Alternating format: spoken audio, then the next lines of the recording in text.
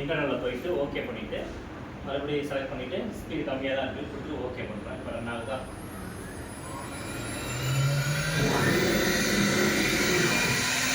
எவ்வளோ போட்டுருக்கேன். இந்த அளவுக்கு நான் சைஸ் வந்து அந்த ஆர்ஜிலேருந்து எனக்கு இப்போ வந்து சைஸ் ஸ்கொயர் வந்து பெருசாக இருக்குது. ஓகேவா? இப்போ நான் வந்து கொஞ்சம் தள்ளி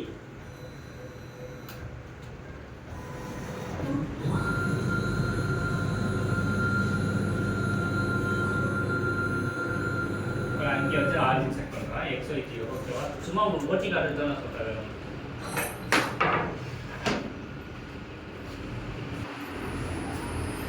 அந்த XY ஆர்ஜின் அதோட சென்டர் பாயிண்ட் ஸ்கொயருக்கு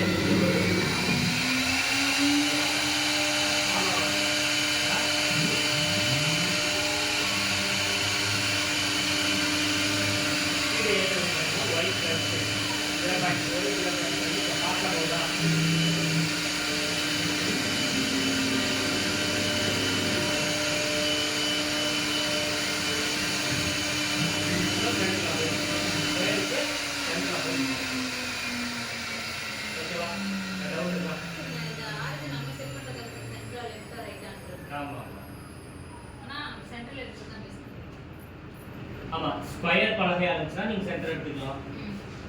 ஆர்ச் மாதிரி போடுற மாதிரி இருந்துச்சுன்னா கார்னர், அது எப்படி உள்ள கார்னர் சென்டர் ரெண்டு தான் நம்ம மாற்றி மாற்றி நமக்கு போட போகிறோம். ஓகேவா? சரி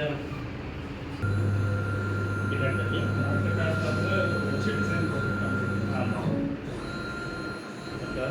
இதான் நமக்கு மெயின். நீங்கள் XY X plus X minus origin எடுக்கிறது கொஞ்சம் செட் பண்ணிக்கலாம். அது கொஞ்சம் ப்ராக்டிஸ். சரி, உங்களுக்கு ஆல்ரெடி கண்ட்ரோல் இருக்குன்னு நினைக்கிறேன். ஓகேவா?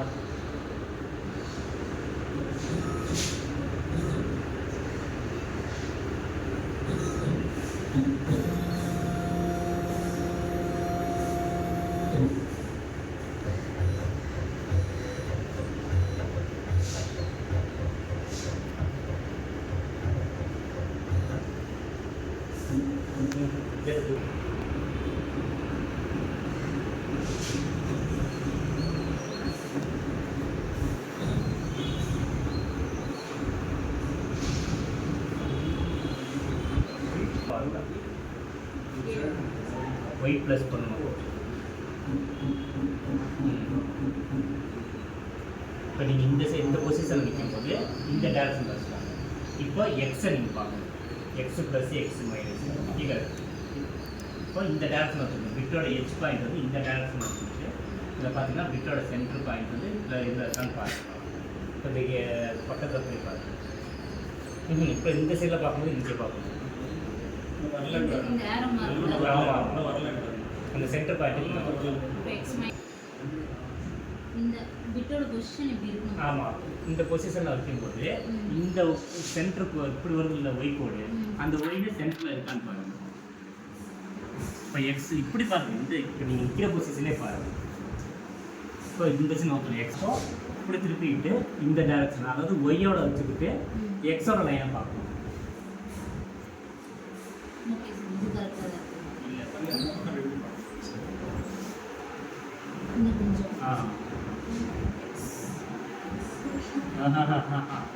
y plus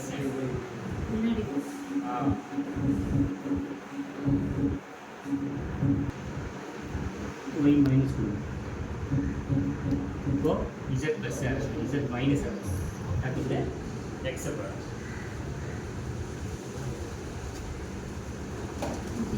கரெக்டாக இருக்குல்ல? அவ்வளோதான். xy 0 z 0. அவ்வளோதான். சரியா? ஓகே. இப்போ அந்த சைடு போகும்போது எது மைனஸ் எது